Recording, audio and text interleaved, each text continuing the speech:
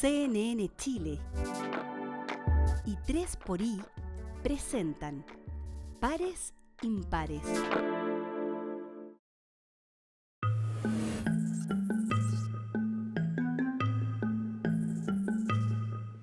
¿Cómo están? Bienvenidos, bienvenidas una vez más a Pares Impares. Hoy tenemos un programa raro. Raro porque mezclamos dos conversaciones que habitualmente no van juntas en la misma oración. Una es finanzas fiscales, el trabajo que hace el Ministerio de Hacienda, las políticas públicas que buscan cuidar la economía del país, y la otra es la cohesión social. ¿Han escuchado alguna vez que mezclemos los dos temas en una conversación? Habitualmente son cosas separadas. Es como si tuviéramos que pensar con el bolsillo, pero dejando de lado el impacto que tiene en la vida de las personas. Sin embargo, sin cohesión social, el desarrollo, el futuro, el crecimiento son solo lindas palabras. No es posible avanzar en la dirección que nos hemos puesto si es que no tenemos suficiente cohesión social, si no confiamos uno en el otro, si no nos sentimos de alguna manera cuidados por el otro. Por eso hoy queremos tener esta conversación nueva, diferente, junto a dos grandes referentes de distintos sectores de la economía que van a venir acá a ver si podemos o no juntar la conversación de cohesión social y de desarrollo económico y crecimiento. Eso y tanto más en un capítulo que además tiene muchos otros sabores y que ahora comienza en Pares Impares. Bienvenidos. Y vamos a partir con una reflexión en torno a la cultura, a los paisajes, a la música. ¿Cuál de estas cosas son realmente las principales articuladoras de la identidad de un país?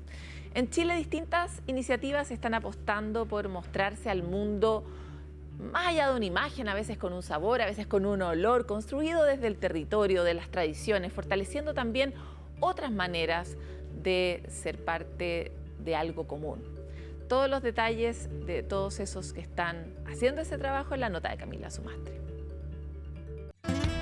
El país más largo del mundo. Arturo Vidal. ¿Por los vinos también? Por la cordillera. El extremo sur. Como en la Ferté, Cuando pensamos en Chile hay conceptos que se repiten, y es que la identidad de un país se construye desde el valor patrimonial que nos identifica a cada uno de nosotros. Desde ingredientes milenarios hasta paisajes únicos, distintas iniciativas están redefiniendo cómo nos mostramos ante el mundo. Uno de ellos es Boragó, del chef Rodolfo Guzmán. En la historia de Chile se viajó a Chile a comer a un restaurante. Eso nunca había sucedido. A Chile se viajaba a otras cosas, ¿no? Se viajaba a conocer la Patagonia, si quieres, al desierto de Atacama. El Boragó era un restaurante muy pequeño, la gente no lo sabe, éramos solamente 4 personas dentro de la cocina. Era un proyecto personal muy pequeñito, que escaló de la noche a la mañana. Ubicado en la comuna de Vitacura, en Santiago, Boragó, un local experimental que busca mostrar la riqueza que tiene Chile a lo largo de sus regiones, rescatando y poniendo en valor la herencia de los pueblos originarios. Para poder entregar la verdadera comida chilena no teníamos que pensar en los últimos 60 años, ni en los 100, ni en los 200, ni en los 300, ni en los 400, ni en los 500 últimos años, sino que algo mucho más profundo. Al menos el 85% de nosotros somos mestizos. Tenemos sangre proveniente de nuestros pueblos originarios. Y entonces, para mí en ese minuto era muy simple. Para hacer la verdadera comida chilena, necesitamos los ingredientes originarios chilenos. Algas, hongos nativos y mariscos recolectados a lo largo de las costas chilenas son algunos de sus ingredientes. Potenciar y reconocer los sabores originarios no es lo único, sino que también fomentar la industria local, por lo que detrás de cada plato está el trabajo de recolectores y productores del país, la esencia misma de Chile. Si tú caminas, por ejemplo, en la costa y pruebas un alga, me dice, Rodolfo, perdona, esto no lo quiero probar. No me gusta ni la textura, ni el sabor, ni el aroma, ni el aspecto. Es más, no quiero ni siquiera tomarlo, porque no se ve apetitoso. Lo que te quiero decir es que probablemente una cucharada de un preparado de alga en un fuego, me dirían, no te creo que esto es un alga, es lo más delicioso que he probado en mi vida. Estos ingredientes y las personas que están detrás hoy día son como nuestra familia. Te hablo de recolectores y pequeños productores a lo largo de todo Chile. ¿Cierto? Que no es que hayamos comenzado a trabajar hace 2 años o 5 años, sino que hace 19 años. Y así como Boragó invita a mirar Chile a través de sus ingredientes, hay otras iniciativas como Explora que nos acercan a descubrir el patrimonio natural del país desde una mirada centrada en la conservación. Presente en 7 destinos distribuidos en 4 países, en Chile se encuentran en Rapa Nui, San Pedro de Atacama, Torres del Paine y el Parque Nacional Patagonia. Lugares reconocidos como Patrimonio Natural de Chile, único en el mundo. Abrió sus operaciones en el año 1993 en Torres del Paine, a partir de la motivación de un grupo de amigos, particularmente nuestro fundador, don Pedro Ibáñez, que decía: Chile es un destino, un país riquísimo en cuanto a patrimonio natural, patrimonio cultural, y no existe una propuesta que te permita explorarlo en profundidad. Y el centro de la propuesta de valor de nuestra compañía es que tú salgas a explorar caminando, tomándote tu tiempo, pero explorar profundamente ese territorio que estás visitando. Además de sus lodge, Explora cuenta con 2 reservas de conservación en Atacama y Torres del Paine. Proteger el territorio es parte central de su propósito. Por lo mismo, el trabajo colaborativo es clave, desde programas educativos hasta iniciativas enfocadas en el cuidado de la flora y fauna. Entre ellas, proyectos de reintroducción de especies y monitoreo de animales como el guanaco, el puma o el gato andino. Buscamos generar alianzas para potenciar proyectos que fomenten la educación en el territorio, la conexión de las personas con su patrimonio natural y cultural para que lo puedan valorar y así lo puedan cuidar. Entonces, por ejemplo, en Rapa Nui llevamos más de 10 años apoyando el proyecto Terevaca Archaeological Outreach, que lleva a los jóvenes Rapa Nui a investigar sobre su patrimonio arqueológico. Capacitamos monitores de agua en San Pedro de Atacama para que los jóvenes puedan evaluar la calidad del agua que está circulando a través de los ríos o llegando a sus hogares eventualmente. El impacto no es solo a nivel de conservación, sino que también el vínculo con las comunidades, donde el objetivo es generar valor en el territorio. Queremos hacernos cargo y ser un factor de impacto positivo en cada uno de los territorios donde estamos, aportando a la economía local, cultural y social de las comunidades que habitan ese territorio. Nosotros tenemos más del 50% de nuestra dotación en los hoteles y en algunos casos como Rapa Nui llega al 80% de dotación que es del territorio. ¿Ya? Entonces ahí buscamos que los salarios que pagamos queden en el territorio. Ya sea desde los sabores o la exploración del territorio, tanto Boragó como Explora apuntan a lo mismo: relevar la riqueza natural y cultural de Chile. Que todos los que trabajamos en turismo entendemos el alto valor que tiene Chile como destino turístico, el tremendo potencial que tiene, y siendo una industria de exportación, es una industria de exportación que no extrae elementos del territorio, al revés, trae a la demanda, digamos, a tu casa para que pueda conocer esos mismos productos, pero aquí, en su lugar de origen. Tiene que ver mucho con nuestro modelo económico, con nuestra historia, por la cual tenemos este modelo económico. Ya sabes cuál es el éxito, el secreto mejor guardado de Chile. Nosotros exportábamos materia prima, otros países la compran, generan el conocimiento y nosotros lo volvemos a comprar. Pero llega un punto, cuando tú ya pasaste por ese proceso como país, y dices: espérate un poco, ¿y qué pasa si el conocimiento lo genero yo y tú vienes? Y es que trabajar de la mano con las comunidades, con los territorios, poner en valor los productos que brotan desde las entrañas de nuestra tierra a nuestra costa, solo nos muestra que Chile cuenta con una riqueza patrimonial, cultural y natural que, tal como Explora, Boragó y tantos otros, muestran al mundo.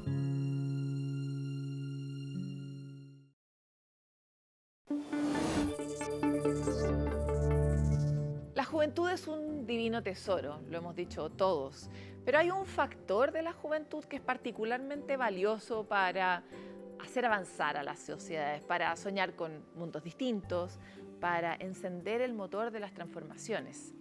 Y es por eso que hoy queremos hablar del valor de la juventud.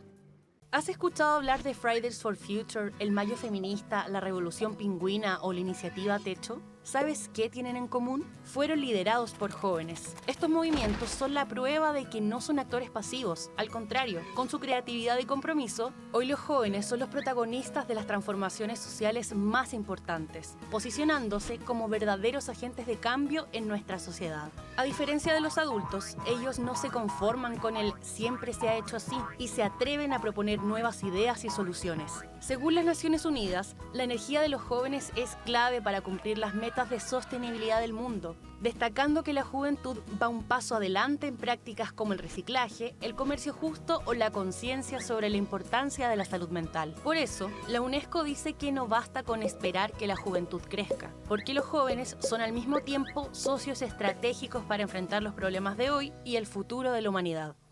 Vamos a ir a una pausa, pero ya volvemos con mucho más de Pares Impares, así que quédense en la compañía de CNN Chile. Estamos hoy en Pares Impares con una conversación inusual.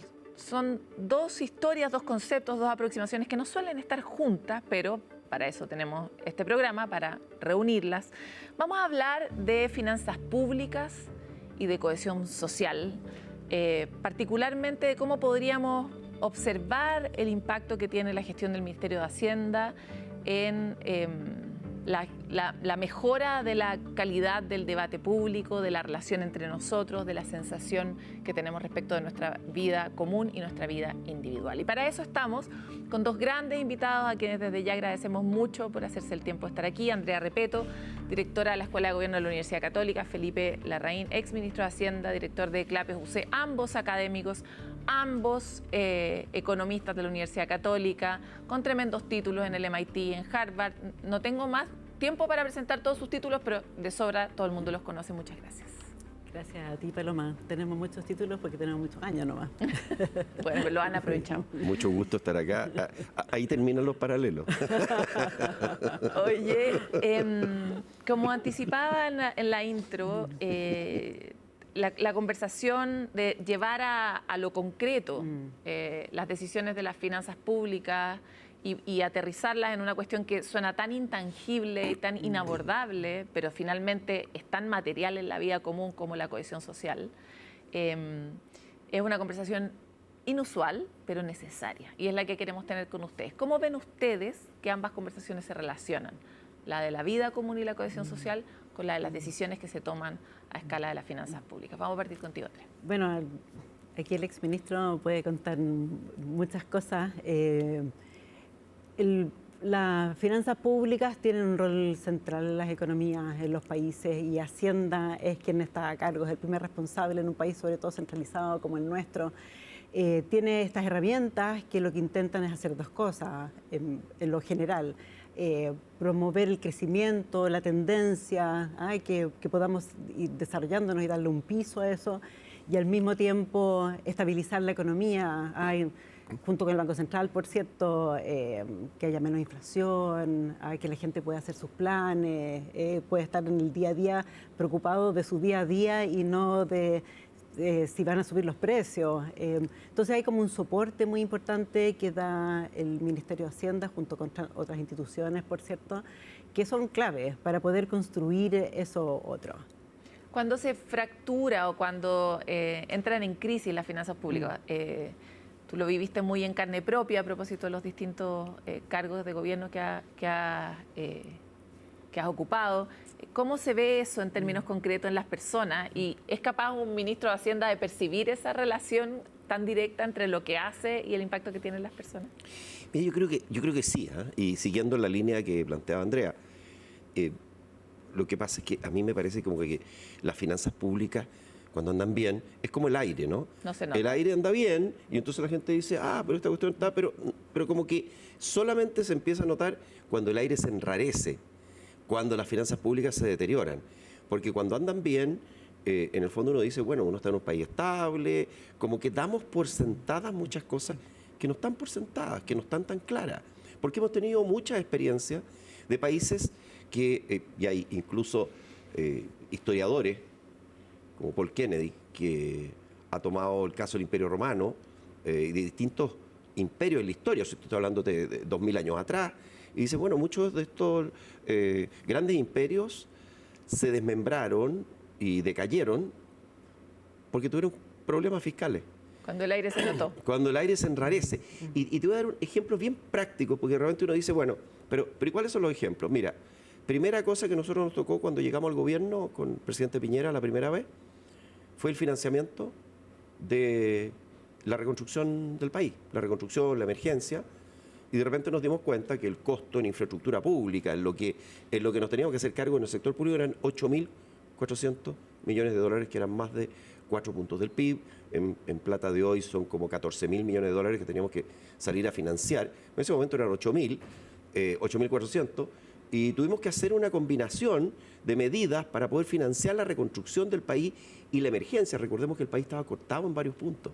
Entonces, todo eso requería un financiamiento, viviendas, mucha vivienda social que se destruyó, escuelas, hospitales, centros de salud. Entonces, todo lo que está detrás de esto es que para poder reparar todo eso y para poder reconstruir el país se requería un rol de las finanzas públicas. Y te doy otro ejemplo. Eliminación de la cotización de 7% de salud a los jubilados. No, me dice una medida que no es de... Pero detrás de eso hay un correlato fiscal, porque esos son recursos que no entran al fisco, entonces ahí se genera un tema, tenemos los recursos para hacer esto, ingreso ético familiar, por mencionar otra cosa. Entonces, y fíjate que, bueno, ayer nos tocó otro ejemplo en la Católica, hicimos un seminario junto con la Facultad de Derecho de la Católica, en CLAPE, UC y la Facultad, en que nosotros nos tocó estimar el costo de no hacer la reforma procesal civil. Todos sabemos que hubo una reforma procesal penal, que fue muy importante, los juicios orales y toda esa cuestión, que redujo los tiempos, hizo más eficiente el sistema. Eso ocurrió en materia penal, pero no en materia civil. La reforma duerme en el Congreso, el sueño de los justos. Y las cosas que no se hacen nos cuestan caro, claro. Y nos cuesta entre 800 y 2.100 millones de dólares anuales no hacer la reforma. O sea, ahí te doy como algunos ejemplos de cosas prácticas que tienen recursos públicos detrás. Los llevo a esta conversación súper concreta porque el mundo en el que ustedes viven es un mundo que a los ciudadanos nos parece lejano. Nos cuesta entender las cifras, dimensionar las cifras que ustedes ponen en la palestra pública. No nos imaginamos esos números, lo voy a decir en una escala súper concreta. Nos pasa, nos cuesta. Pero en este momento, en el que otra vez, como en una especie de círculo, volvemos a hablar de reconstrucción nacional, etcétera, ahora por el título de la reforma, nos duele porque nos cuesta mucho la benzina, porque el costo de la vida está increíble. O sea, tiene muchas caras de muchas personas lo que termina ocurriendo en la economía. Y la gran pregunta es cuánto de eso está en la discusión de la Hacienda, porque la responsabilidad fiscal, que es algo que ambos han defendido desde lugares distintos, termina sonando como una respuesta muy fría cuando la llevamos a la escala humana. Entonces, ¿cómo abordan ustedes ese problema y qué respuesta le debería dar Hacienda a esas personas? Sí. A ver, yo creo que acá yo te contestaría en dos niveles. Uno es la idea de la sostenibilidad fiscal, que es la que estamos discutiendo justamente hoy día y de hace ya un buen tiempo atrás. Los estados toman compromisos con la ciudadanía. La PGU, la gratuidad, la vivienda social, las vacunas, cuánta cosa. A través de las leyes hacen un compromiso que de aquí en adelante todos quienes tengan derecho a estas prestaciones, beneficios, van a poder acceder a ellos. Y para eso tienes que comprometer que vas a poder financiar eso ahora y en el futuro. Y el problema es que cuando viene una crisis y tú no tienes tu capacidad o estás muy endeudado, un país que tiene una deuda fiscal muy alta, es un Estado que se vuelve frágil, porque o le responde a sus prestamistas o le responde a la ciudadanía y tú no quieres llegar a ese punto. Esa es un poquito la discusión de fondo, de poder cumplir con los compromisos. Yo iría un poquito más allá. Creo que también, Felipe mencionó programas específicos, también Hacienda tiene un rol no solo de priorización de esos gastos y de cumplimiento, sino que también del diseño.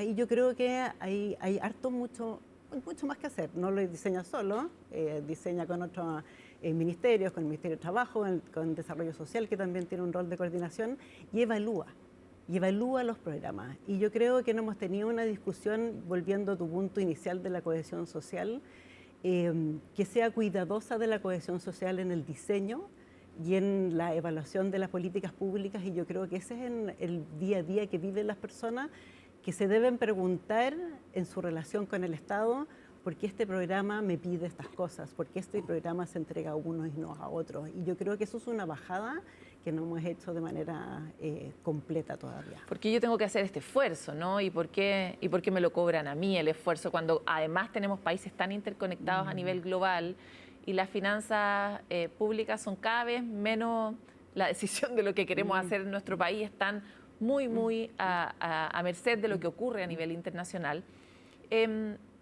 Y quiero volver a este punto específicamente porque lo que sí sabemos es que cuando no hay cohesión social, eso se paga en varios puntos del PIB también. O sea, cuando las cosas no funcionan a nivel social, cuando aumenta la desconfianza, cuando sospechamos unos de otros, cuando no queremos adherir a lo que el Estado nos pide, eso tiene un costo muy grande para el Estado y para todos nosotros. Termina siendo esta tragedia tan grande de que al final, tratando de salvarnos solos, todos nos hundimos.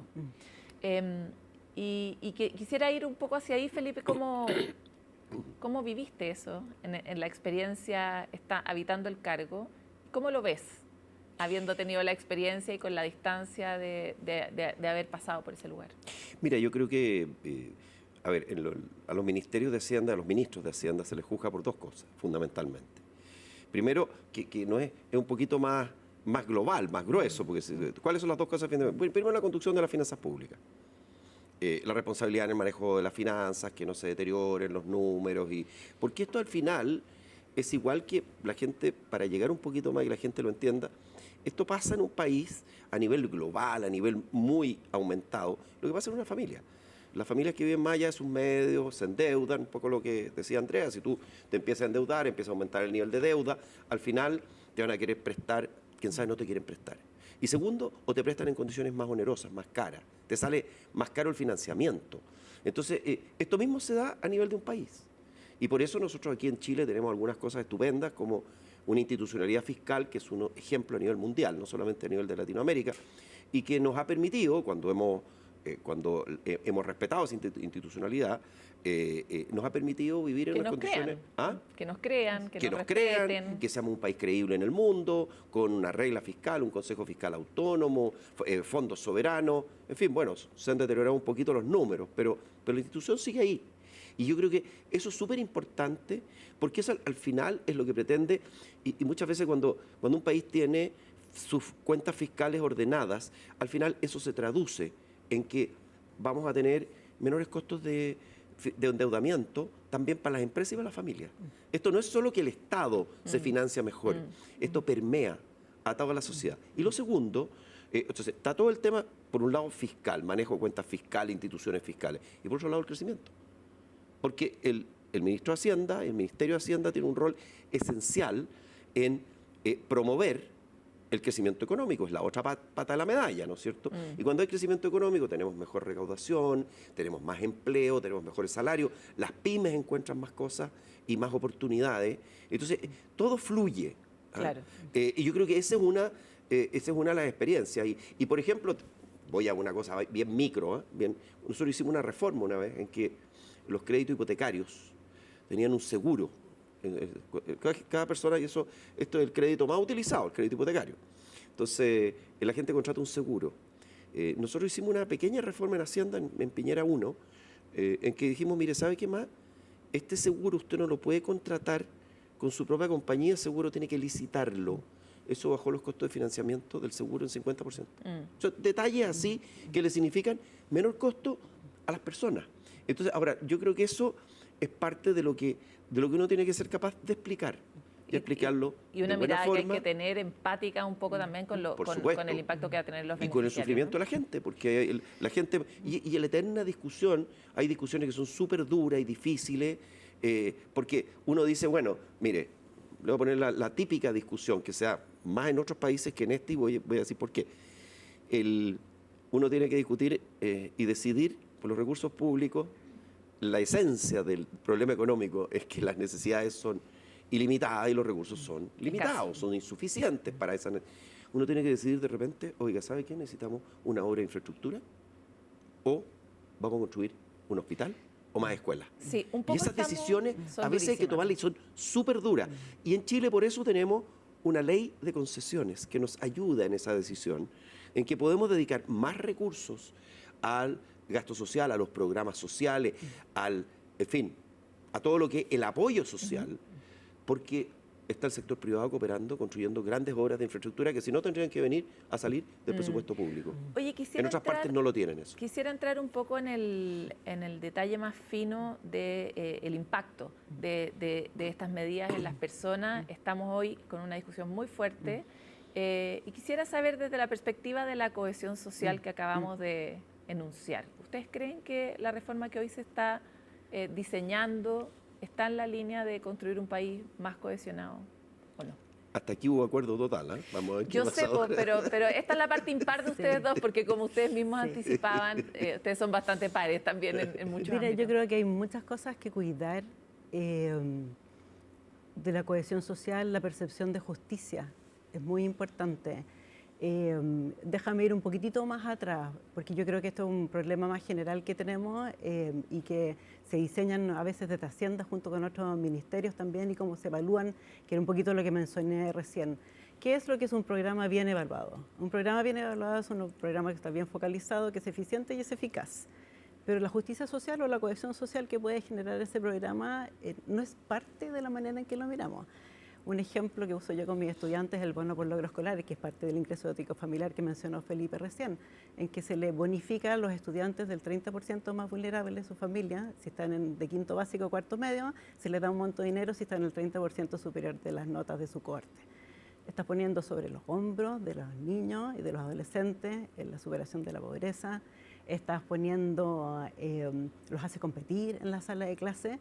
Nuestra política social tiene mucho de eso. Y esa competencia no provee más cohesión social. Todo lo al contrario. O sea, cuando se habla de fraude social, tenemos un beneficio tan importante como la gratuidad, importante para la vida de las familias, porque es un mecanismo para poder surgir, y que se lo damos al 60%, pero si estás en el 58 estás y en el 62 no. Entonces tienes dos chiquillos que son vecinos, que fueron a la misma escuela, uno tiene y el otro no tiene la gratuidad. Está lleno de cosas así. Entonces yo creo que esta discusión sobre la reforma que se está haciendo está sustentada sobre que podemos recortar todas estas cosas, que hay mucho fraude, que hay mucho abuso y que yo creo que no nos hemos sentado a pensar efectivamente qué es lo que sucede con la política social, cómo el Estado se aproxima a la familia.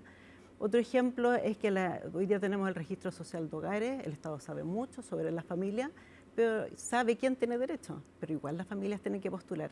Tú tienes que inscribirte para tener la PGU, pero el Estado sabe perfectamente quién tiene derecho a la PGU. Se cambió con el gobierno pasado el subsidio único familiar, en que la gente que está en el 40% más vulnerable se les dio este beneficio, aunque no postularan. ¿Pero eso es una torpeza o una indolencia al Estado? Yo creo que es una mezcla de cosas. Es uno no ponerse los zapatos de las familias. ¿Ya? Y yo creo que son haciendas que se ahorran plata, que están tratando, o sea, hay 700.000 familias que están recibiendo el SUF hoy día que no lo recibían antes porque no lo habían pedido, por niños y niñas. Y son las familias que están el 40% más vulnerables. Entonces, creo que esta discusión que tenemos sobre que solo crecimiento, que bajemos los impuestos, que perdonemos impuestos a personas que no cumplieron, pero cobremos el CAE a los que no han cumplido, tienen una implicancia hacia la cohesión social, hacia la percepción de justicia que tenemos, hacia nuestro contrato social, a que todos participamos y todos tenemos derecho en caso de necesidad, que se nos empiezan a confundir en este tipo de discusiones.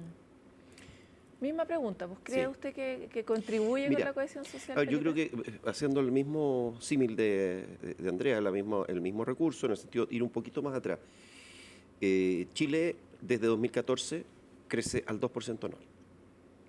Hasta el año 2013, y en un periodo largo, el gobierno Piñera 1 creció 5,4%, pero si tomamos el año 1990 a 2013, Chile crece al 5,3% anual. Y de repente fue nuestra época jaguar.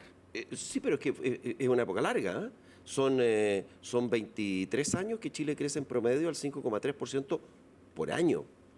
Y yo creo que de repente nos llegamos a crecer al 2%. Y nos fuimos a crecer al 2%, y eso incluso es generoso respecto a lo que pasó en los primeros 3 meses de este año, donde tuvimos una caída del PIB. O sea, 3 meses con IMASEC negativo. Los 3 primeros, enero, febrero y marzo de 2026. Entonces yo creo que uno tiene que preguntarse qué es lo que pasó. Yo creo que hay una serie de explicaciones que para mí son razonables. Una reforma tributaria, el año 2014, que tuvo graves costos para la economía del país. Una reforma laboral, otro tanto. Después tuvimos una reforma política que contribuyó a la atomización de los partidos, de la política, de tal manera que hoy día es mucho más difícil en Chile construir estos acuerdos, estos grandes consensos, cuando hay 25 partidos. Claro, esa falta de cohesión también nos impacta dentro de la política. Que también impacta dentro de la política. Entonces yo creo que yo en lo grueso, porque puedo tener diferencias en puntos, yo en lo grueso creo que la reforma que nos plantea el gobierno, lo que nos plantea Hacienda hoy día, este proyecto de ley de reconstrucción es un proyecto que va en la dirección correcta. Porque también en el tema de los programas, Andrea decía, con razón, y aquí estoy totalmente de acuerdo, que los programas tienen que tener un tema de diseño y luego de evaluación. Pero a veces tenemos evaluaciones malas y no actuamos en las evaluaciones, Andrea.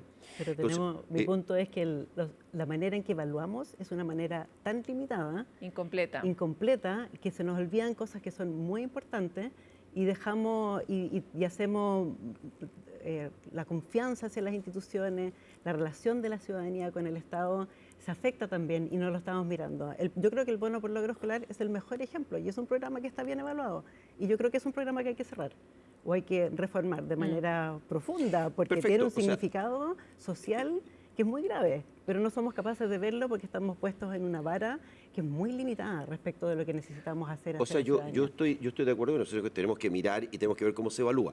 Pero, por ejemplo, si nos decimos, mira, tenemos problemas en la evaluación, sí, pero miremos lo que dicen algunas instituciones internacionales. Nosotros en CLAPEUC hemos mirado algunos trabajos que se han hecho, por ejemplo, en el BID, que dijeron que había recursos del orden de 0,8 puntos del PIB. Estos son del orden de 2.600, 2.700 millones de dólares que están en programas y proyectos mal evaluados. Esto lo dijo una institución externa que uno no puede achacarle ningún sesgo. Pero habría que mirar el método de ese... Avancemos sobre un punto porque... Siempre uno puede... Esto se puede volver muy técnico, ¿no? Pero necesitamos mirar programa por programa. No necesitamos mirar lo que hace ese estudio, es que mira una frontera teórica y dice cuál lejos estamos de esa frontera teórica, pero no le pone contenido. No dice, mire, este programa no está funcionando mal. Por ejemplo, el CENSE. Sabemos que tiene problemas. En Piñera 2 hubo una propuesta de reforma muy bonita que no avanzó. Pero eso no significa que haya que cerrar el CENSE. Eso significa que hay que modificar el CENSE. Porque muchas veces los programas tienen una razón de ser.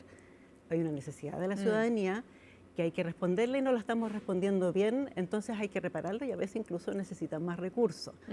Quisiera tomar un punto que es importante. Yo creo que hay una infinita capacidad de que ustedes discutan las cosas más precisas y técnicas, pero quisiera llevarlo a la escala del público que nos está escuchando y particularmente el público de Pares Impares, que está preocupado por una sensación, todos queremos estar mejor. Además hemos llegado con bastante rapidez a la confluencia en la idea de la necesidad del desarrollo y del crecimiento. Hemos llegado bastante rápido ahí a juntarnos en un lugar que antes estábamos mucho más separados, como país, digo. Pero hay una sensación de esta discusión sobre si la reforma apunta al crecimiento o al mismo tiempo apunta al crecimiento y favorece a los más ricos y empobrece a los más pobres. ¿Quién paga el costo de los esfuerzos? ¿Quién se está esforzando? ¿Cómo abordan ustedes esa mirada desde la solidaridad con las personas y la cohesión social, que es el tema que nos llama hoy día a hablar? Y lo planteo, Felipe, más allá, por supuesto que uno tiene que o tiende a estar de acuerdo con lo que su sector plantea, pero el mismo gobierno de Piñera 1 y Piñera 2 tomó decisiones en muchos sentidos atenta y cuidadosa, le tocó coyunturas muy graves como la pandemia, de justamente esa empatía con los ciudadanos, que deben haber sido súper duras en términos fiscales, pero cuándo sí, cuándo no, cuándo aplicamos MEPCO y cuándo no, cuándo cuidamos qué para velar por un bien superior que podría ser la sensación de que estamos juntos en esta tarea de crecer, ¿no? Entonces, ¿qué opinan sobre eso? Mira, yo creo que efectivamente, o sea, aquí tenemos un tema, porque la gente, uno tiene que, en primer lugar, empatizar con la gente que lo está pasando mal, eso sin duda alguna. Y después mirar que al final uno tiene que basarse no solamente en el discurso, sino basarse en los efectos de las políticas. Yo he visto discursos preciosos en los últimos 12 años en Chile. Y discursos que al final, en aras de la igualdad, de reducir las desigualdades, cosa en la cual yo creo, para hacerlo así en términos simples, publiqué un trabajo en 1990 sobre la importancia de reducir las desigualdades. O sea, ese no es un tema que me deje indiferente. Pero en aras de eso, hemos hecho cosas que han perjudicado mucho a este país, que han perjudicado la creación de empleo. Fíjate la situación que tenemos hoy día en el mercado laboral. Desempleo femenino de 10%, y eso no le está llegando a la gente. Muchas mujeres que nos están escuchando probablemente hoy día no tienen un empleo. Desempleo nacional de 8,9. Esto es una situación, sin duda, de alta preocupación sobre nuestro mercado laboral. Entonces, esto es una de las partes. Entonces, cuando se dice, oye, crecimiento solo, no, es que va crecimiento con otras cosas.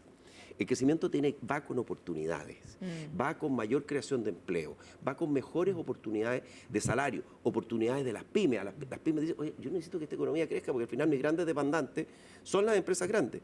Y yo tengo la sensación, Paloma, que hay algunas personas que están tan preocupados del 1% de mayores ingresos de este país que se olvidaron del 99% restante. Entonces yo creo que tenemos que preocuparnos de todos. Y ojalá que les vaya bien a todos. Sí, la claro, verdad. eso es lo que esperamos todos. Yo creo que, y sin duda, porque aquí hay una cosa que uno podríamos aquí con Andrea ciertamente discutirla y ver, incluso acordar varios puntos en términos de el crédito tributario al empleo, cómo perfeccionar la herramienta que necesitamos después de haber tenido el encarecimiento del... El mercado laboral, solamente para decir una cosa que a todo el mundo le llega, ha tenido tres, podríamos decir, casi la tormenta perfecta. Primero, en los últimos años, y particularmente en los últimos 2 o 3, una economía que crece muy poco, primero, 2% de crecimiento anual. Y, insisto, no, este año partimos incluso peor que eso. Segundo, encarecimiento de costos laborales. Jornada laboral de 40 horas. A todo el mundo le gusta una jornada, qué rico que trabajen menos y que te paguen lo mismo. Eso significa un mayor salario por hora, eso es mayor costo. Bueno, yo quiero decir, yo soy una ave rara porque a mí me gusta trabajar más, aunque me paguen lo mismo. Pero yo no digo, en general, más bien la cuestión es que la gente prefiere trabajar menos, pero eso significa mayores costos laborales. Aumento del salario mínimo de 35%. Este es el típico caso que uno dice, oye, fantástico, ojalá podamos tener mucho mejor salario mínimo en la medida que eso vaya acompañado de productividad, que no dejemos gente sin empleo y no dejemos desamparadas a las pymes. Entonces, segunda cosa, o sea, economía crece poco, los costos laborales aumentan. La reforma previsional, que tiene muchas virtudes, pero aumenta el costo de contratación. 6 puntos de mayor. Entonces, esas 3 cosas, más la situación de cambio tecnológico que tenemos. Claro. Entonces, esos 3 elementos hacen que hoy día reducir el desempleo sea mucho más difícil. Déjame entrar un poco en un punto, porque esto de la lealtad y de la empatía, por ejemplo, cuando hablamos de la postergación de la sala cuna universal, es un tema que está al centro del problema específicamente de la empleabilidad de las mujeres. Nos impacta de manera muy directa que eso no esté puesto como prioritario si es que lo que buscamos es crecimiento.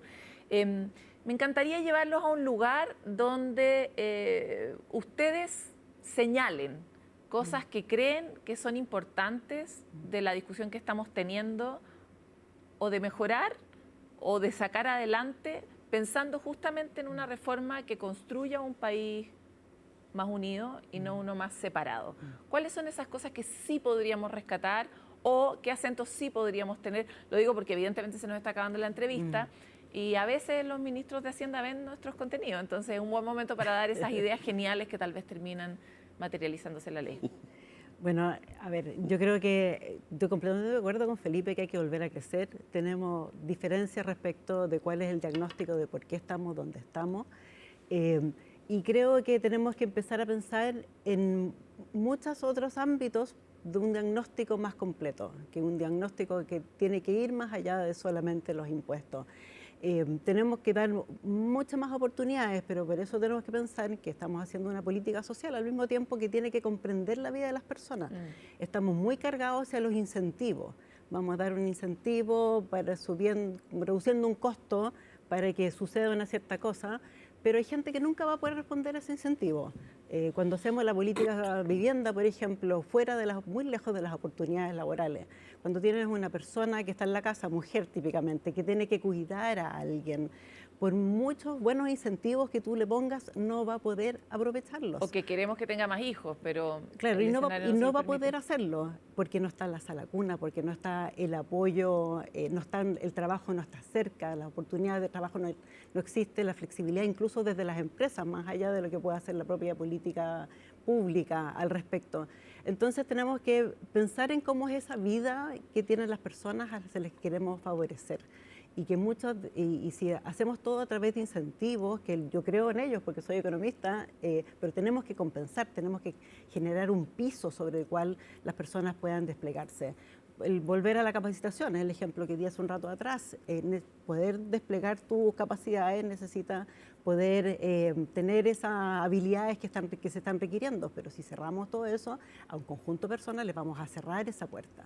Entonces, creo que tenemos que pensar en que no todos pueden responder del modo que respondemos, que tenemos que crear ese contexto, este piso que le permita a las personas desplegarse. Y eso creo que no está muy a la vista, se nos olvida. O sea, un paquete sería hacer foco en los incentivos, pero hacer foco en las condiciones ecosistémicas, como en los precursores que permiten que las personas se impulsen. Exacto. O Si sea, lo pudiera poner en otra bolsa. Exacto. Hablamos así como mucho de la informalidad, que yo creo que la medición que tenemos no mide lo que supuestamente estamos discutiendo, pero más allá de eso, entonces resolvemos la informalidad poniendo un poquitito más de lucas. Bueno, pues quizá la informalidad se debe al ejemplo que te acabo de dar.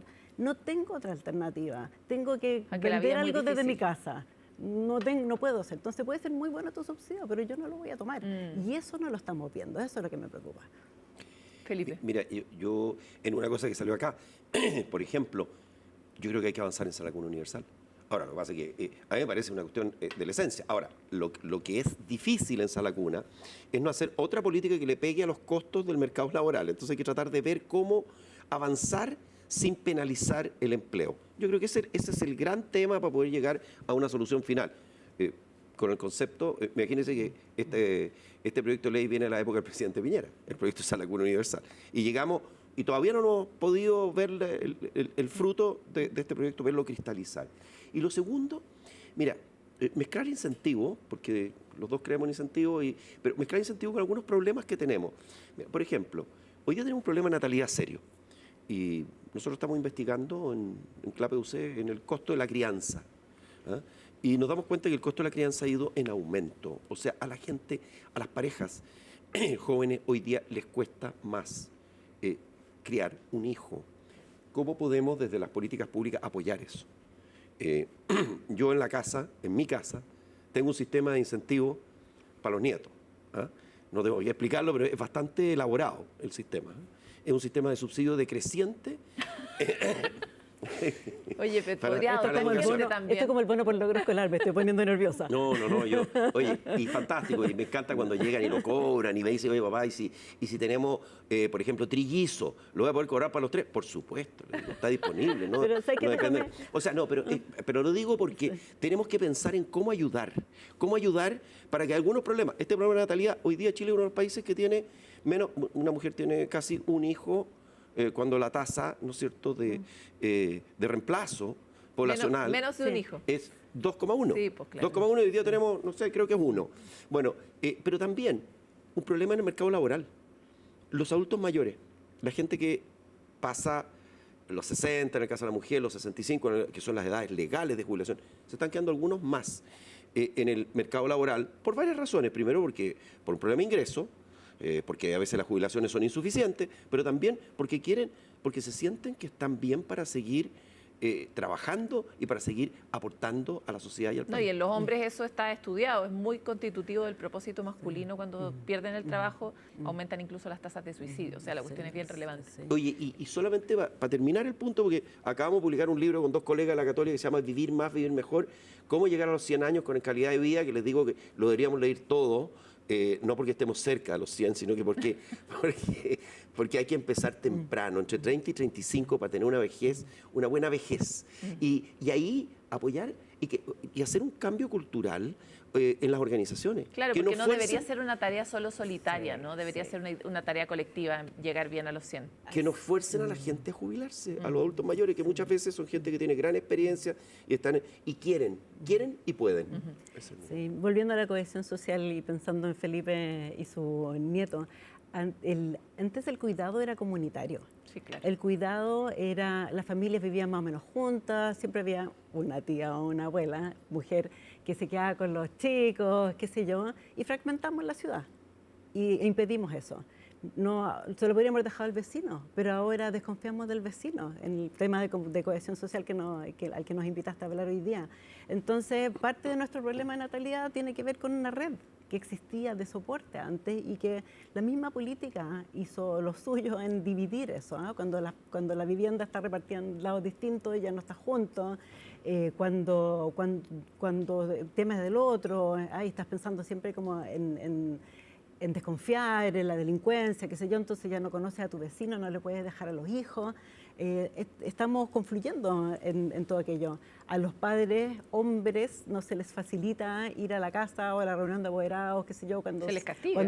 Cuando la competencia por llegar arriba impide que tú puedas tener esa flexibilidad, entonces también las empresas pueden hacer de lo suyo y todo eso podría confluir en ayudar. No creo que vamos a revertir lo que está sucediendo con la natalidad, pero por lo menos ayudar a detenerlo, en que podemos hacer políticas al respecto y que no son solamente vienen del gobierno, también pueden venir de las propias empresas y del modo en que nos relacionamos. Estamos súper pasados del tiempo, pero para cerrar en una palabra, ¿cuál es hoy el dolor que ustedes tienen más grande del país que observan que deberíamos empezar a trabajar o seguir Felipe, trabajando? puedes partir. Yo creo que tenemos un tema, nos hemos ido desconfiando más y nos hemos ido de alguna manera poniendo en algunas trincheras a veces, y yo creo que eso no ayuda. Yo creo que tratar de construir... La polarización. La polarización, construir confianzas y ayudar a que se construyan estas confianzas. Me encanta la idea de las confianzas, de los acuerdos amplios que tuvimos durante muchos años en Chile. Sí, yo creo que nuestros problemas de fondo son políticos, efectivamente, y si hubiera que hacer una gran reforma, no sé cuál es porque no es mi ámbito, pero tendría que ser política. Pero creo que tenemos que preocuparnos también de la manera en que estamos hablando de la ciudadanía, le estamos hablando que desconfiamos de la ciudadanía, que hay fraude, que hay abusos, que hay parásitos, y yo creo que eso merma profundamente nuestras relaciones. Estamos en una sociedad con un contrato social y que tenemos que cuidarlo. De alguna forma son dos caras de la misma Sí. moneda de la... Yo estoy de acuerdo con Andrea que tenemos que cuidar el lenguaje, tenemos que Mejorar cuidar la el forma diálogo, como ¿no? Pero también, tampoco negarnos a ver que hay abusos, porque tampoco el otro es vivir en el paraíso.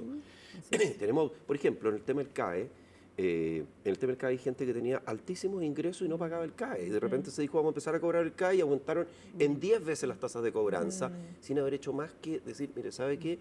Ahora le vamos a cobrar a usted, por ejemplo, que tiene ingresos sobre 5 millones de pesos y no paga el CAE. Claro, es que Entonces, como en todo es muy importante ordenar la casa y tener a la justicia como vector, ¿no? Pero les quiero agradecer mucho. Yo sé que esta no es una conversación muy común, pero sí nos parece muy necesaria, sobre todo porque cada vez vemos que las dos cosas van mucho más de la mano de lo que creíamos. Estas conversaciones que suenan como abstractas y hippies y naif, finalmente son la base sobre la cual se monta la sociedad que construimos. Así que muchas gracias por eso. Gracias a ti.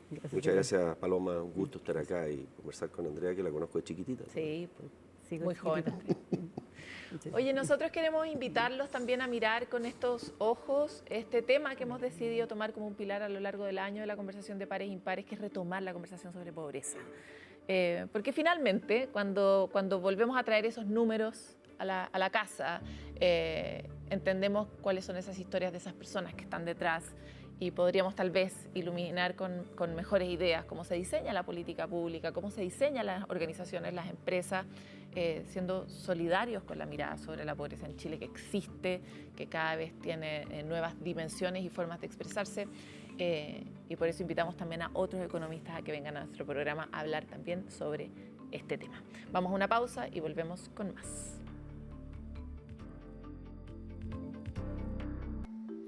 El goce y el placer son elementos que le dan sentido a la vida humana. Por eso hoy quisimos ver de qué forma podríamos incentivar más ese disfrute cuando somos más grandes, que se nos va olvidando el canal directo que podemos tener a esas sensaciones tan fantásticas. Por eso hablamos con expertos y les preguntamos, ¿qué hacen ustedes para divertirse?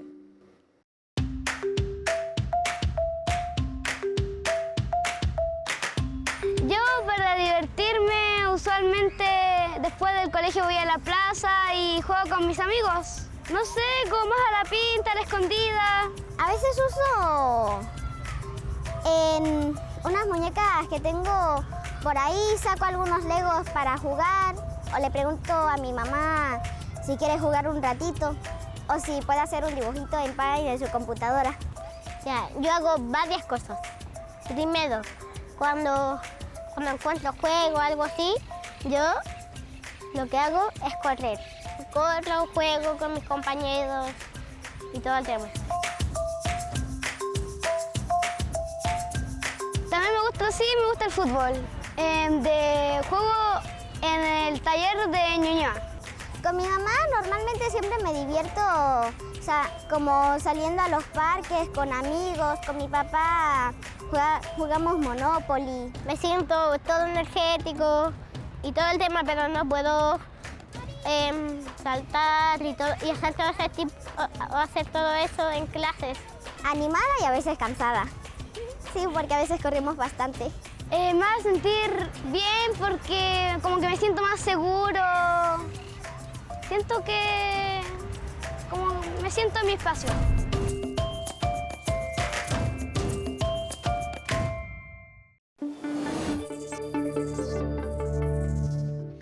Hasta aquí llega nuestro capítulo de Pares Impares. Hemos hecho un viaje por algunas dimensiones que no nos suenan tan entretenidas, pero que tienen un efecto concreto en nuestra vida colectiva, como es el impacto que tiene la economía en nuestro bienestar común.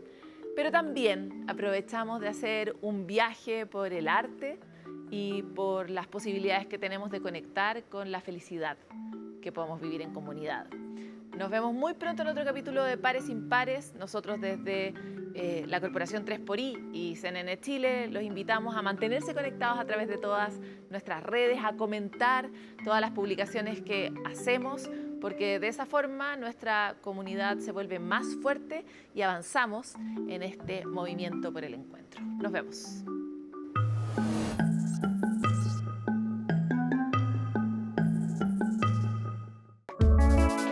Pares Impares fue presentado por CNN Chile y 3xI.